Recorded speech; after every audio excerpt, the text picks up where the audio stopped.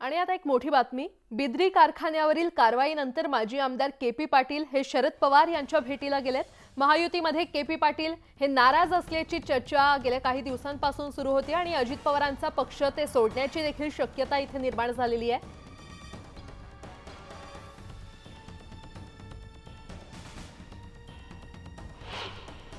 अजून वेळ आहे त्याला।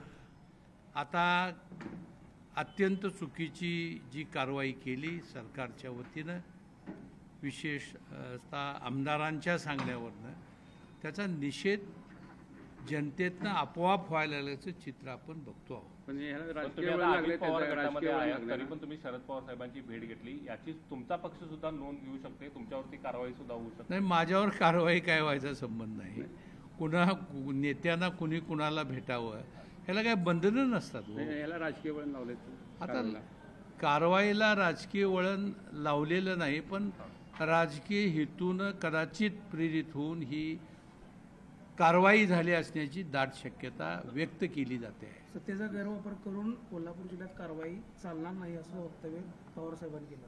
बरोबर आहे, ते त्यांच्या मताशी मी सहमत आहे की कोल्हापूर जिल्ह्यातल्या बिद्री सहकारी साखर कारखाना हा अतिशय चांगला सहकारी साखर कारखाना आहे।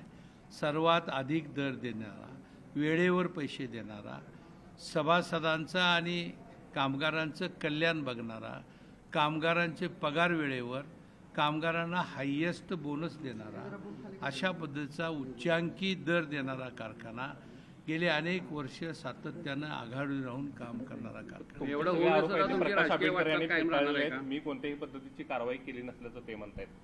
आता त्यांनी काय म्हणावं, ती म्हणतील मी कारवाई केली म्हणणार नाही, पण हे जे आहे तरी सुद्धा तुमची राजकीय वाटचाल महाविकास आघाडी दिशेने चालू राहणार काय, कारवाई होऊन सुद्धा काय असेल ते अजून ठरायचं आहे। जनतेच्या कोर्टातनं काय येतंय बघूया ना। लोकांचा सगळा अंदाज घेऊन, लोकांची मतं समजावून घेऊन, कार्यकर्त्यांची मतं समजावून घेऊन, आमच्याबरोबर काम करणाऱ्या त्या विभागातल्या समविचारी इतर घटकांचा, पक्षांचा विचार घेऊन आपली भूमिका ठरवली जाईल। आंबेडकरांनी सर्व आरोप फेटाळलेत, मात्र दुसऱ्या बाजूला मीच विधानसभेला उमेदवार असणार असा देखील दावा ते करतात। नाही, आता ते दावा करतील, त्यांचा काय दावा त्यांनी करावा। ते त्या सत्ताधारी पार्टीत आहेत, पूर्वी एका पक्षात होते, नंतर दुसऱ्या पक्षात गेले, गटात गेले, हा भाग त्यांचा आहे, त्यांच्या राजकीय वाटचाला, त्याच्यावर मी काय भाष्य करणार। विधानसभेला मैदानात उतरून त्याला उत्तर देणार आहे का? नाही, मी विधानसभेच्या मैदानात उतरणारच आहे। ते अजून ठरायचं आहे, अजून कुणाचं काय ठरलंय आताच ऐकलं तुम्ही प्रेसला, अजून आमचं महायुतीमध्ये नाराज आहात का? कारण तुम्ही वर सुद्धा ही कारवाईबाबत कळवलं होतं, तरी सुद्धा तुमच्यावरती कारवाई केली जाते। नाराज आहात कानाडोळा केला असं वाटतंय? नाही, अजिबात तसं मला म्हणता येणार नाही। उलट जिल्ह्यातल्या नेतृत्वाची साधारणपणे सातत्यानं आमच्यावर माया आहे, आमच्यावर प्रेम आहे, आमच्यावर मार्गदर्शन आहे, आम्हाला मदत करताय। मी त्यांना काय बोलतो, बरेच वर्ष आहे तो अडवून ठेवला होता आणि पुन्हा एकदा आता डिस्टिलरी सील केली, तुम्ही नाराज आहात का? नाराज असं म्हणण्यापेक्षा सरकारची ही भूमिका चुकीची आहे। मूळ अगोदर इथेनॉल प्रकल्पाला आपण इरादापत्र मागितलं होतं।